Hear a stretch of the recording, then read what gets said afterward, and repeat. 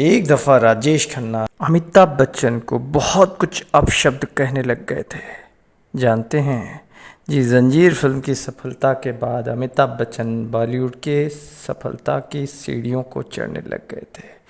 दूसरी ओर film industry के सर्वप्रथम सुपरस्टार राजेश खन्ना का स्टारडम धीरे धीरे सुपरस्टारडम कमज़ोर पड़ने लग गया। फीके पड़ते स्टारडम के चलते राजेश खन्ना की छटपटाहट बढ़ने लगी थी।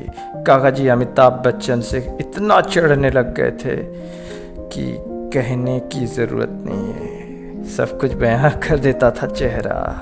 80 के दशक में यहाँ तक कि 78 से मुक़द्दर के सिकंदर से लेकर के राज करने वाले अमिताभ बच्चन आज भी 80 की उम्र में भी बहुत बड़े एक्टर तो हैं ही, लेकिन आज भी उनका मार्केट वैल्यू है।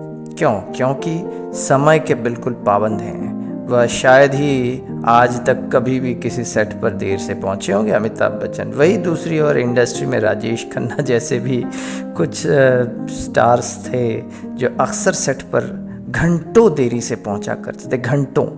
और राजेश खन्ना सेट पर देर से पहुंचने को शान समझते थे, और शायद यही वजह थी कि समय के बाद उनका स्टारडम धीरे धीरे डगमगाने लग गया था।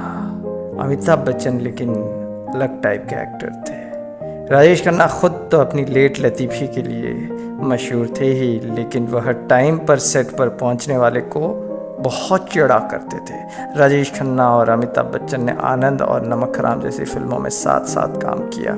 राजेश खन्ना तो देर से पहुंचते ही थे, लेकिन अमिताभ बच्चन जल्दी आ जाते थे तो चिढ़ते थे।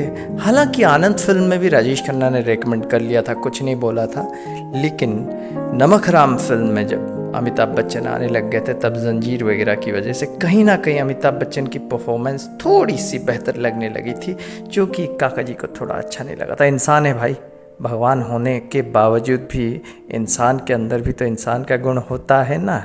लेकिन क्या है कि कुछ लोगों के लिए श्रद्धापूर्वक वो भगवान ही होते हैं। खैर, अमिताभ बच्चन जो है एक दो सीन में ऐसा लगने लग गया था कि उन्होंने इनके ऊपर वो हावी हो गए थे, लेकिन राजेश खन्ना तो राजेश खन्ना है।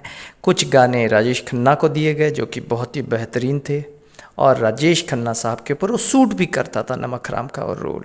और अंत में राजेश खन्ना का किरदार बहुत मजबूत हो गया था, नो डाउट। बट जब प्रीमियर देखने दोनों गए थे ऋषिकेश मुखर्जी के साथ, तब राजेश खन्ना ने ऋषिदा को कहा था, ये 1973 की बात है, कि अब धीरे धीरे मेरा स्टारडम सुपरस्टारडम ढलने लगा है। अब कोई नया सुपरस्टार शायद आ गया जिसका नाम है लंबू अमिताभ बच्चन। लेकिन राजेश खन्ना ने उसके बाद कई फिल्मों में काम किया और बहुत बढ़िया किया। लेकिन एक बात ये ज़रूर है कि अमिताभ से थोड़े थोड़े चिढ़ने लग गए थे। वो नहीं चाहते थे कि वो जल्दी सेट पर आएं। शायद ऐसे ही कुछ बात है। आप हमारे चैनल के साथ जुड़े रहिए और आगे बढ़ाइए इसको।